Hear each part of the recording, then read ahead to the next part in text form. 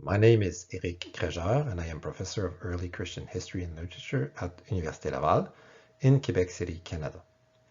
What I propose to do with this presentation is to give you an overview of a vast research project carried out at Université Laval since the mid-1970s, the Bibliothèque Copte de Nag Hammadi project, or BCNH for short, which roughly translates into English as the Coptic Library of Nag Hammadi project. This project is the critical edition French translation and study of each of the Coptic treatises preserved in the papyrus codices uncovered in Upper Egypt in 1945 near the modern town of Nag Hammadi. But before presenting a research project such as this one, two detours are necessary. The first on the Gnostics and Gnosticism, the common denominators of most of the text at the center of Université Laval's research project, and the second on the texts that are the object of the project itself, their discovery, their nature, and their importance. When approaching the question of the Gnostics, as well as any other group of Christians who are considered to be on the fringes of the Church, one cannot avoid addressing the notions of heresy, orthodoxy, and heterodoxy. Indeed, the Gnostics will appear very early in Christian documentation as the heresy par excellence. But what do these terms mean? The word heresy comes from the Greek airesis, itself derived from the verb aireo, which means to take, and by extension, to make a choice. In a philosophical context, the term airesis refers to the doctrines of a particular school of thought and the group that professes them. In a Christian context, the term similarly refers to the doctrines or opinions of a particular group, but more specifically to any doctrine that deviates from the truth, a perspective that was gradually developed by the fathers of the Church. Now, the word orthodoxy literally means right opinion. It refers to the dominant opinions or doctrines in any group, religious or political. Orthodoxy is therefore a fluctuating reality, which can be affected by changes within a group. What is orthodoxy today may become heresy tomorrow. A traditional and uncritical view of the history of the formation of Christianity perceived this development as a transition from an initial period where orthodoxy was paramount, period that was followed by the appearance of heresy or error. In reality, early Christian sources attest multiple and sometimes contradictory opinions and doctrines.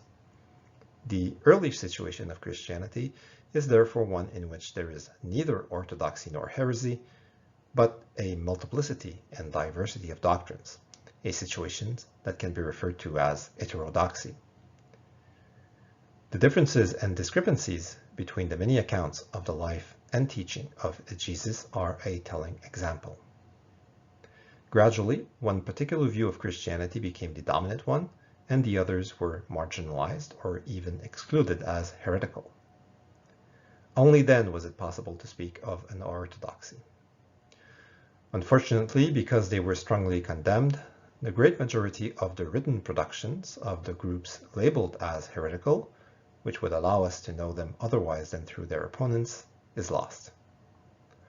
Our knowledge of these groups will therefore always be partial. But this is without counting on what the dry climate of the Egyptian deserts has, by chance, preserved. Having said this, let us take a closer look at what we can know about the Gnostics, the group generally considered to be at the origin of most of the texts in the collection found at Nag Hammadi. What we call Gnosticism is a phenomenon of major importance for understanding the religious history of late antiquity in general and that of the beginning of Christianity in particular. It is not, however, a religion in itself, nor is it a homogeneous movement linked to a specific historical figure. Rather, it is a sort of religious trend, a set of doctrines with common features. Before the great manuscript discoveries of the 20th century, to which I will return, these doctrines were mainly known through texts written against them between the 2nd and 4th centuries. It is on the basis of these texts that modern research, from the 19th century onwards, has endeavored to define a school of thought that would be common to all these doctrines, a school of thought that has been defined as Gnosticism. Modern research in the 19th and the first half of the 20th century also identified characteristics that allowed a text or an author to qualify as being agnostic. These characteristics were then mainly the following. First, the exclusive and exacerbated search for knowledge, or gnosis, at the expense of faith. Second, dualism, that is, the radical and original opposition of spirit and matter, good and evil, light and darkness. And as a consequence of this dualism, the hatred of the world, of the body, and of matter. However, the discovery of a significant number of Gnostic texts in the 20th century, and the studies produced on them thereafter, quickly manifested the inadequacy of these criteria to properly define the phenomenon. But what do we know historically about these Gnostics? Who are they? A historical study of the Gnostic movements must begin with Irenaeus of Lyon. Probably born in Smyrna around 140, Irenaeus became Bishop of Lyon in Gaul in 177. According to Jerome, he died a martyr in 202 at the time of Septimus Severus's persecution, but there is nothing to confirm either the date or his martyrdom proper. As the last mention of Irenaeus dates from 193, he must have died around 200. Irenaeus is best known for his literary and theological work. Many of his writings have disappeared, but two major works have survived. The first, entitled Demonstration of the Apostolic Preaching, and the second, better known as Adversus Haereses, or Against Heresies, but whose real title is On the Detection and Refutation of So-Called Knowledge. The work was composed while Eleutherius was bishop in Rome, thus between 174 and 189. With its 5 books preserved in their entirety, Irenaeus' Against Heresies is the first important historical source for the knowledge of Gnosticism. However, it is not a work whose aim is to describe the doctrines and practices of the Gnostics in an objective or neutral way. Indeed, Against Heresies is first and foremost a polemical work, intended firstly to denounce the followers of Valentinus, who, according to Irenaeus, were gaining many followers in the Rhone Valley at the time, and secondly, to warn devoted Christians against their propaganda. Despite its author's prejudice and polemical intent, the Against Heresies remains the starting point for any study of early Gnosticism for 3 reasons. The first reason is that older sources, whether works by Gnostics themselves or older refutations of Gnostics, have disappeared. The second reason is the quality of Irenaeus' information, who read Gnostic works, used a prior refutation, and knew Gnostics in the flesh. Thirdly, Irenaeus provides an overview of Gnostic doctrines that even Gnostic sources cannot replace. It is especially Book 1 of the Against Heresies that is of great documentary interest for the knowledge of the Gnostics. In the Against Heresies, Irenaeus mainly targets the followers of a movement of Christian theology or philosophy who claim to be followers of Valentinus, a Christian teacher who was active in Rome and the East from 140 to 160. More precisely, Irenaeus denounces Valentinus' disciples, in particular Ptolemy and those around him. The entire first part of Book 1 of Against Heresies is devoted to an exposition of Ptolemy's doctrine. Irenaeus presents Ptolemy's doctrine in 3 parts. First, the formation of the so-called Pleroma, that is, of the higher spheres. Then the disruption of the Pleroma as a result of the error or fault of one of its inhabitants, Sophia, or wisdom. And finally, the consequences of wisdom's passion, namely the creation of our world and humanity by an inferior demiurgic power. Irenaeus thus exposes, in the form of a mythical account of origins, Ptolemy's account of the universe from the spheres of the divine to that of the lower world and humanity, created by a lower demiurge identified with the God of the Old Testament. In the second part of Book 1 of Against Heresies, Irenaeus seeks to illustrate the great diversity of doctrines held among the followers of Valentinus. After Ptolemy, he exposes the doctrinal particularities of some of the other disciples of Valentinus, most of whom are anonymous, and stops at one of them, Marcus and the Marcosians, to whom he devotes a very detailed account. Then, in the third part of Book 1 of Against Heresies, Irenaeus attempts a reconstruction of the prehistory of the Valentinian movement. He first presents those whom he considers to be the ancestors of the Valentinians, notably Simon Magus, Saturnius, Basilides, Carpocrates, Cerdon, and Marcion. Then Irenaeus presents those he calls the Gnostics proper, whom he makes the immediate ancestors of the Valentinians. Indeed, Irenaeus tells how, in order to develop his own system, Valentinus borrowed and adapted the doctrines of the so-called Gnostic sect. The Nag Hammadi corpus, as we shall see, contains text very close to Irenaeus's Gnostics.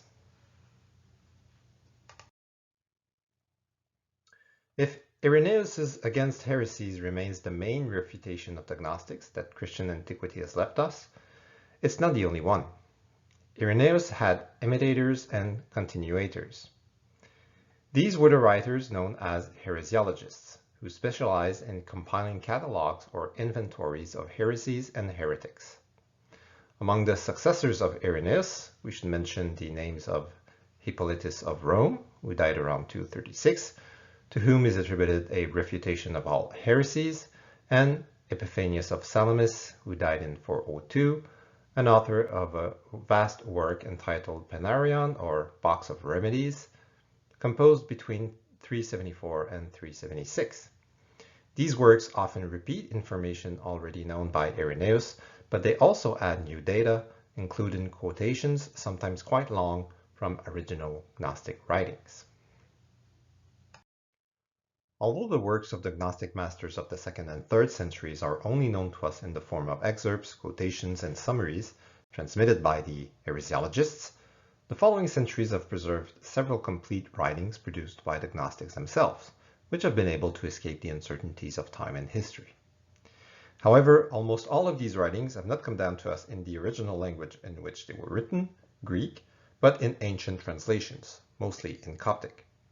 The first two Coptic Gnostic manuscripts arrived in Western libraries in the 18th century. It's what is known today as the Askew and Bruce codices. But it was not until 1945 that a major discovery radically changed the landscape of Gnostic studies. In December 1945, peasants in the region of Nag Hammadi, a town located some 130 kilometers north of Luxor, went in search of fertilizer and accidentally unearthed a buried jar. The precise site of the discovery, which remained uncertain for a long time, seems to be located near the hamlet of Amradoum, at the foot of the Jabal al-Tarif, about 9 kilometers from Kenoboskion and the ruins of the Basilica of St. Pachomius. The jar uncovered by the peasants contained papyrus leaves bound flat, like books. 13 books in all.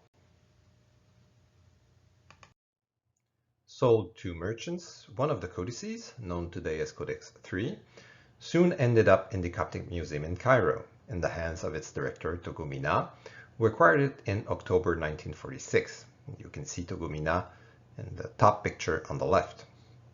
A year later, Jean Dorès drew up an inventory of these pages and identified their contents. You can see Jean Dorès in the top picture on the right.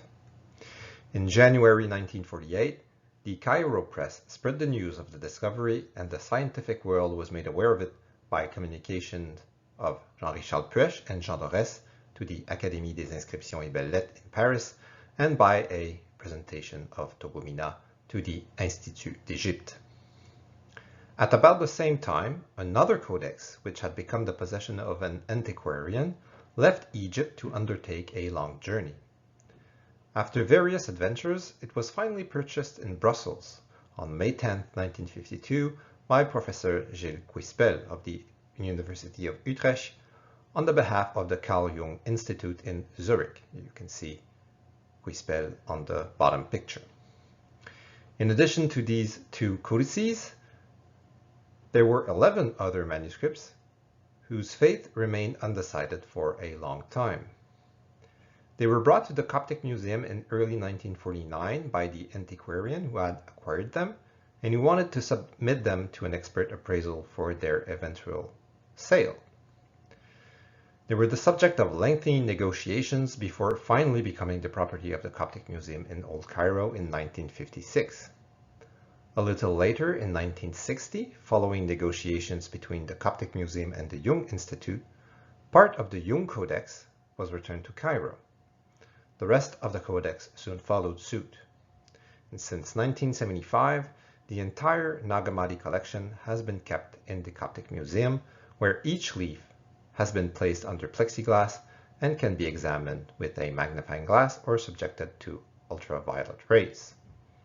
Today, the collection is accessible to the general public and to researchers thanks to the photographic edition of each page produced in collaboration with UNESCO and the Department of Antiquities of the Arab Republic of Egypt, a vast undertaking that made it possible to democratize access to the text and avoid any scientific monopoly.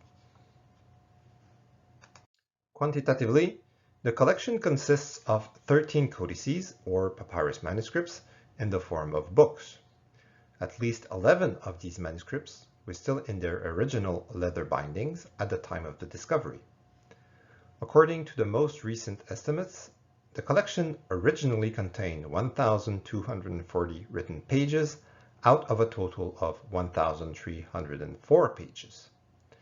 Of these, 1,196 pages have been preserved, of which 1,156 are written pages, or 93% of the original corpus. These 13 manuscripts form a collection of 52 writings, or treatises, 5 of which have parallels within the collection itself, which brings us to 46 distinct treatises. With the exception of a few very fragmentary texts, the manuscripts have come down to us in a good state of preservation. Although this is already a considerable collection, one may ask whether all the texts originally discovered at Nag Hammadi are now in our possession. Without going into the rumors that the peasants who found the manuscripts used papyrus leaves to fuel the domestic fires, it's possible that certain elements of the collection may have escaped antiquarians and scholars. This is true of at least one leaf from Codex III, which was found by Stephen Emmel at the Beinecke Rare Books and Manuscript Library of Yale University. The writings preserved in the Nag Hammadi papyri have all been translated from Greek into Coptic. This is clear for two of the texts known in Greek, a fragment of Plato's Republic, and the sentences of Sextus.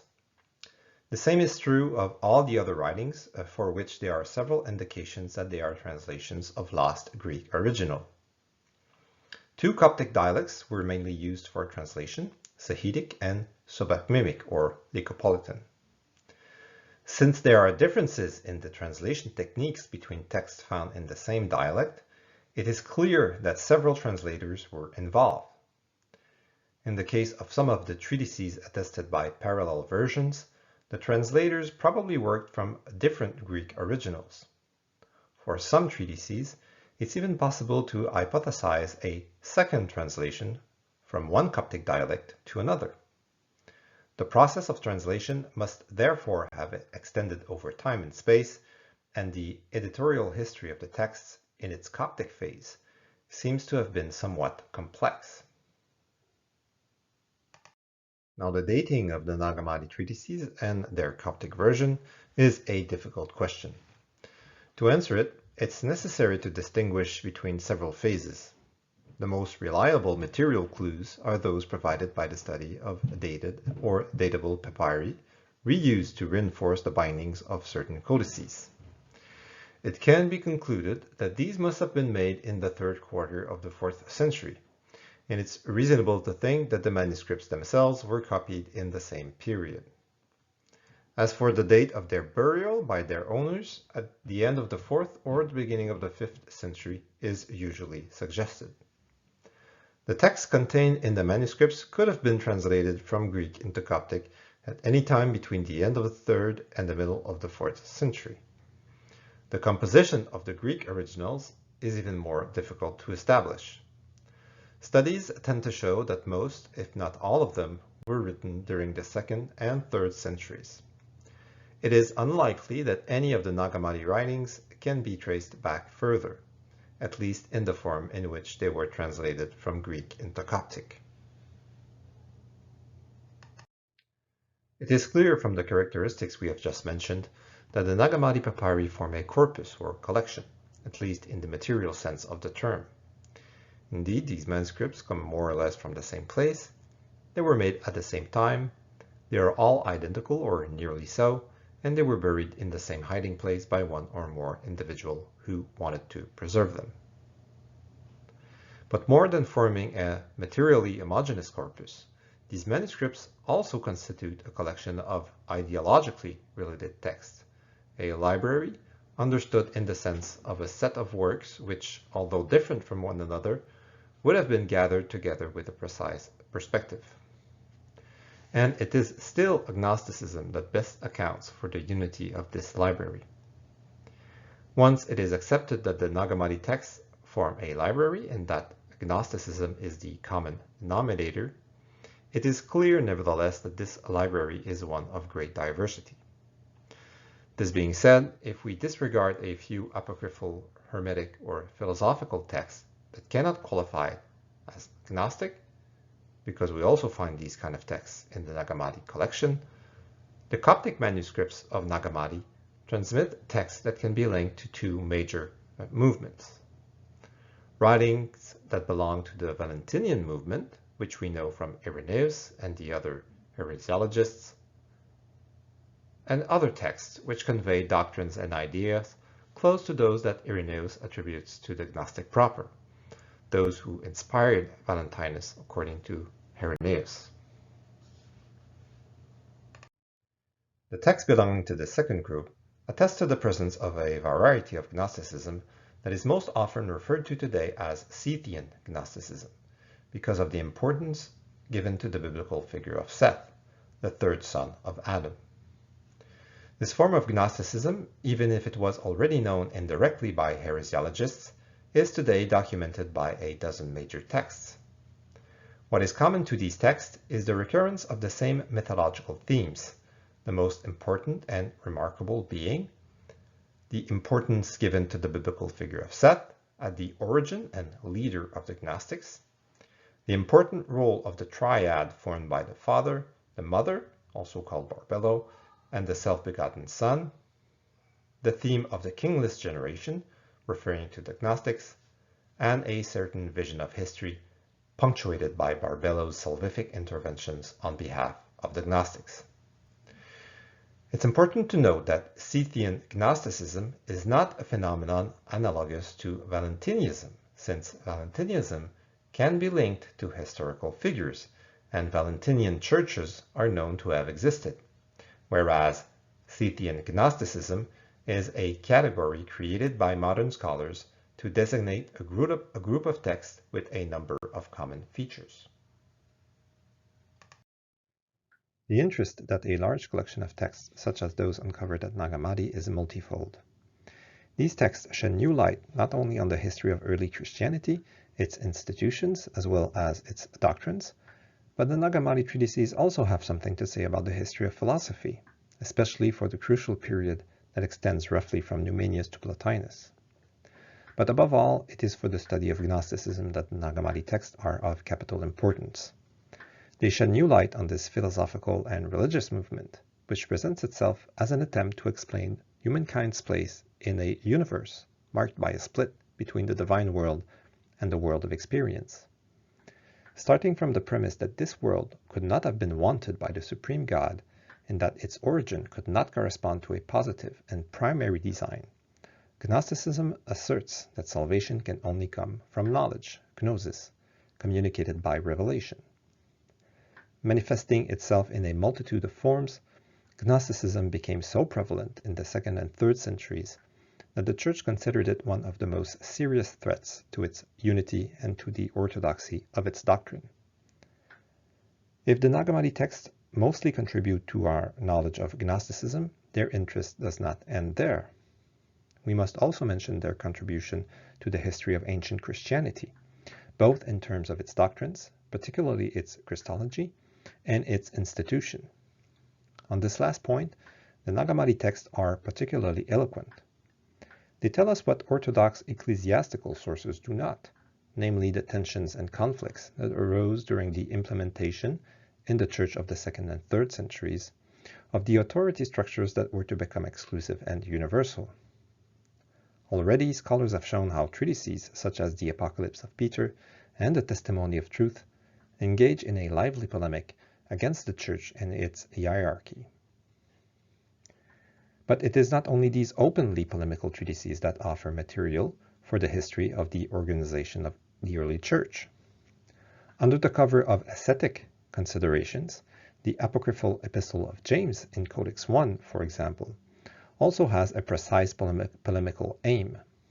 In particular, it rejects the structures and institutional mediation mechanisms that were being established by a church claiming to be that of the Apostle Peter. The author of the apocryphal Epistle of James denounces the generalization of an ecclesial model that introduces a distinction among the disciples between those who speak and those who listen.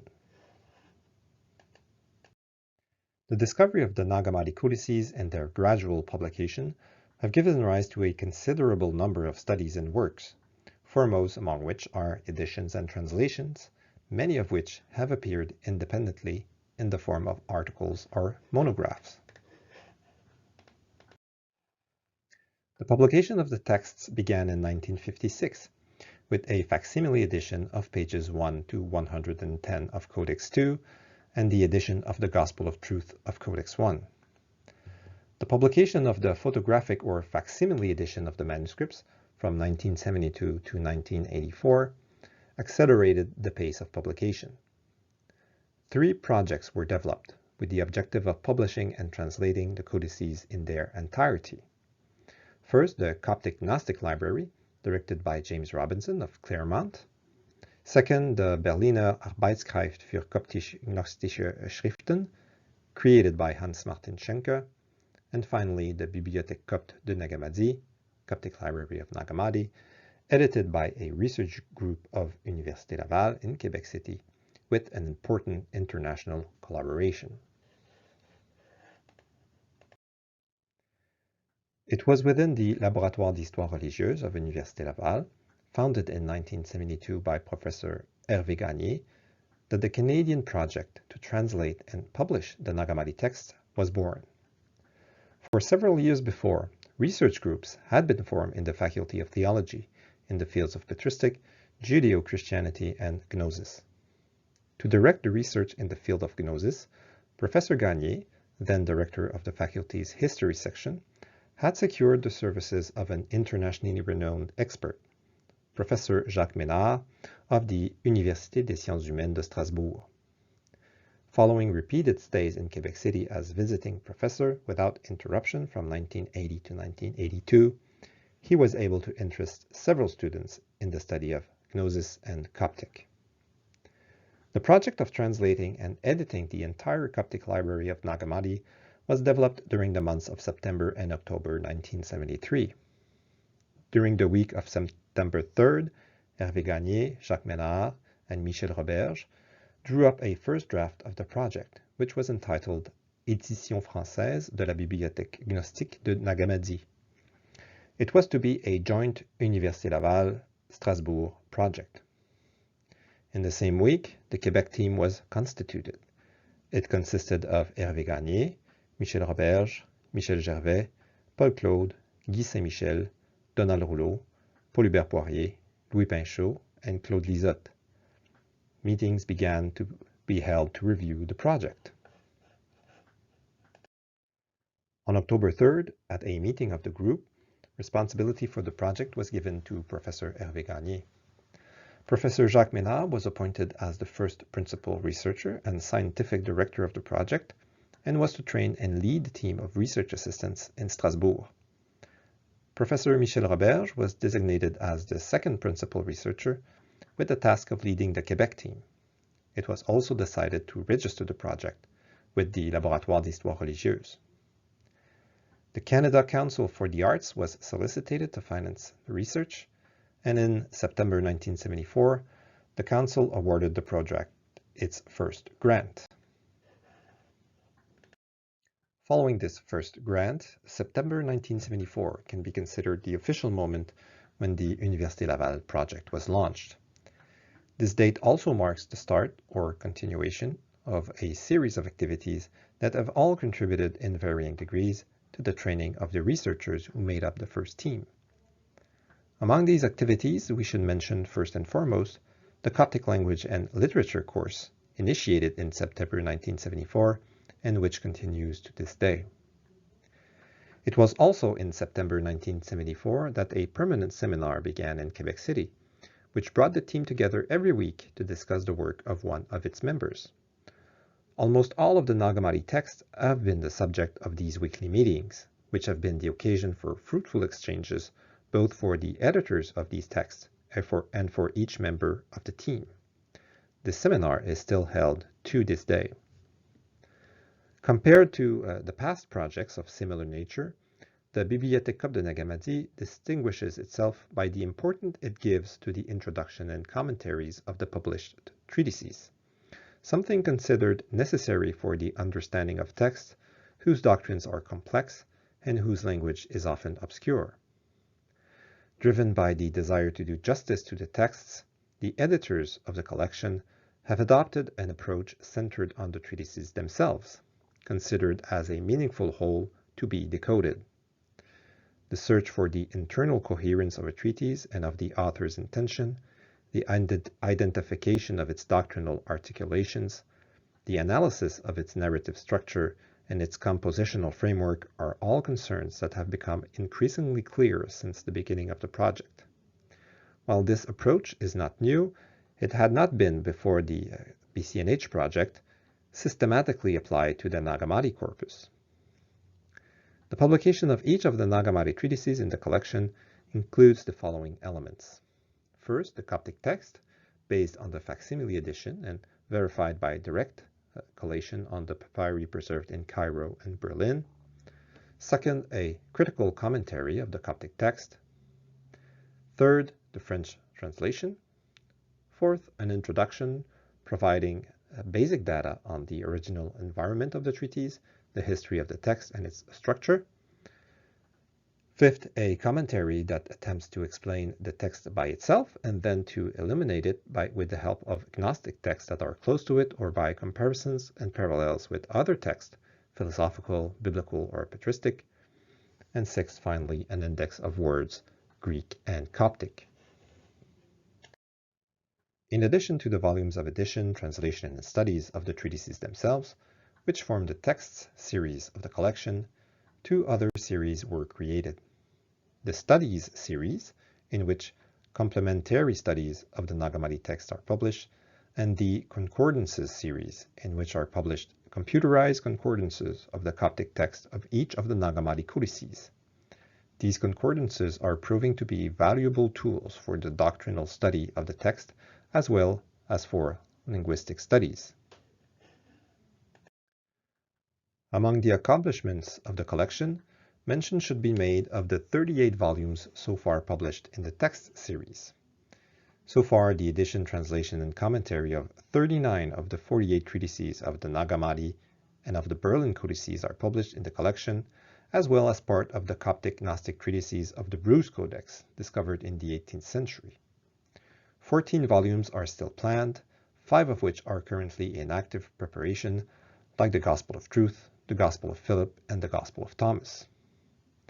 To date, the concordances of 10 of the 13 Nag Hammadi codices have been published in 7 volumes of the Concordances series of the collection.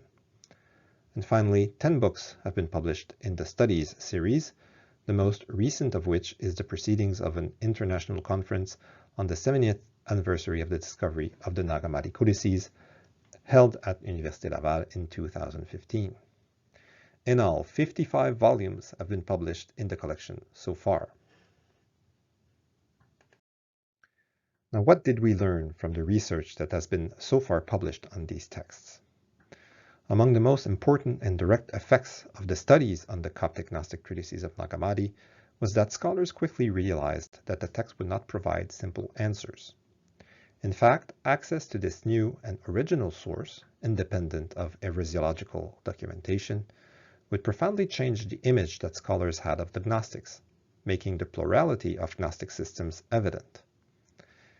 The analysis of the Nag Hammadi treatises also revealed how the groups were particularly advanced in theological speculation. The fierce opposition of the heresiologists was thus better understood. Despite these advancements and developments, it was clear that these 46 texts were nonetheless not enough to understand fully the Gnostic phenomenon. Although the analysis of these texts is still in its beginning, the work done so far has demonstrated the need to rethink our understanding of Gnosticism and its links with Christianity. The Gnostic character of some of these texts was debated, forcing scholars to rethink how Gnosticism was usually defined. While some of the Nag Hammadi texts appear to be quite similar to the heresies described by Christian heresiologists, there was sometimes a significant discrepancy between their content and what had been described. The rhetorical strategies of the heresiologists were then only further highlighted, and the theological and ecclesiastical interests behind their amplifications became more apparent. In conclusion, we can say that the Nag Hammadi collection still holds the promise of a renewal of our understanding of Gnosticism and early Christianity, all the while being encouraged by new manuscript discoveries of the same nature, like Codex Chacos in 2006, which preserved the Gospel of Judas. But for this promise to become a reality, it is necessary to broaden the scope of the studies and to contextualize them in the general history of thought and civilization in the Mediterranean world of the first 4 centuries of our era. Research on the Nag Hammadi texts also needs to reconsider the classical testimonies on Gnosticism, that is to say, of those mostly indirect that were known before the discovery of Nag Hammadi. These are just some of the tasks that the Nag Hammadi texts poses to scholars, and which, if accomplished, can expect to give a new momentum to the study of ancient Gnosticism and Christianity. Thank you very much.